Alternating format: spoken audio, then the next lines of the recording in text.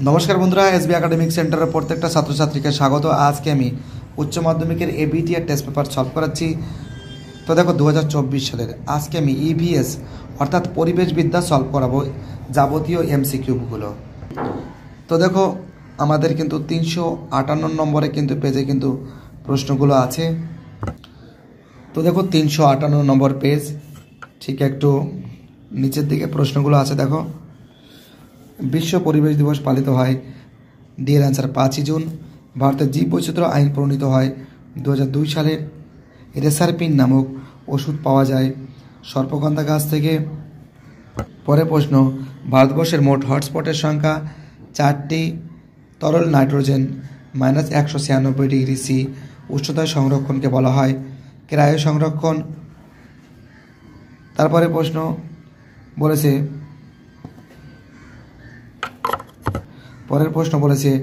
ভারতে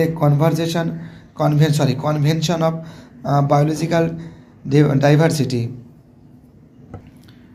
আমাদের পরের প্রশ্ন কি বলেছে, রোমান 4-এ ভারতে কনভেনশন অফ আমাদের রোমান 6-এর প্রশ্ন কি বলেছে, ভারতে কনভেনশন অফ বায়োলজিক্যাল ডাইভার্সিটি এর সদস্য হয় 1994 সালে। পরের প্রশ্ন আমাদের গঙ্গা নদীতে পরিশুদ্ধ করার পরিকল্পনার নাম হলো গঙ্গা অ্যাকশন প্ল্যান। পরের প্রশ্ন, ফরেস্ট সার্ভে অফ ইন্ডিয়া গড়ে তোলা হয় 1981 সালে। পরের প্রশ্ন, নীল শিশু সিন্ড্রোম হয় নাইট্রোজেনে। পরের প্রশ্ন, পানীয় জলের পিএইচের মান 6.5 থেকে 8.5। দিনের বেলায় শিল্প অঞ্চলে শব্দের মাত্রা উচিত 75 ডেসিবেল। এসপিএম এর বাৎসরিক গড় ঘনত্বের সর্বাধিক অনুমান হলো 140। ঠিক আছে, অ্যান্সার হবে পরের প্রশ্ন, স্টকহোম সম্মেলনটি হয় 1972। পরের প্রশ্ন, জীবমণ্ডল ও পরিবেশের সহনযোগ্য প্রয়োগই হলো সুস্থায়ী উন্নয়ন। মানব সামর্থ্যের পরিপূর্ণতা কথা বলেছেন অমর্ত্য সেন। 1972 খ্রিস্টাব্দে তৎকালীন ভারত সরকার দ্বারা প্রতিষ্ঠিত সংস্থাটি হলো এনইপিসি। পরের প্রশ্ন, সবচেয়ে কম দূষণ সৃষ্টিকারী জ্বালানি হলো প্রাকৃতিক গ্যাস। ভূতাপ শক্তি হলো অপ্রচলিত শক্তি। 1997 সালে ইন্দোনেশিয়ার যে বিশেষ ধরনের ধান চাষ হয়, অ্যান্সার হবে IR36।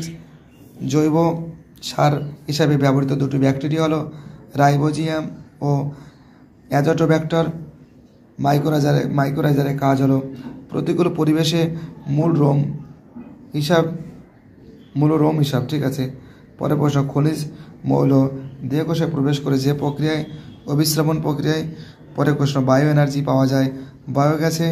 খাদ্য শৃঙ্খলের প্রতিটি ধাপে ধাতব পদার্থের ঘনত্ব ক্রমাগত বৃদ্ধি পাওয়াকে বলে বায়োম্যাগনিফিকেশন। তো দেখো, এই যে এসিকিউবগুলো আছে, এই এসিকিউবগুলো আমি তোমাদের সলভ করে দেওয়ার চেষ্টা করছি। আর যে সমস্ত বড় প্রশ্নগুলো সেটা দেখিয়ে দিচ্ছি, যেগুলো তোমরা ভালো করে প্রিপারেশন নেবে। এই প্রশ্নগুলো কিন্তু আসার চান্স খুবই বেশি। ঠিক আছে, এসিকিউবগুলো দেখে নিয়েছো।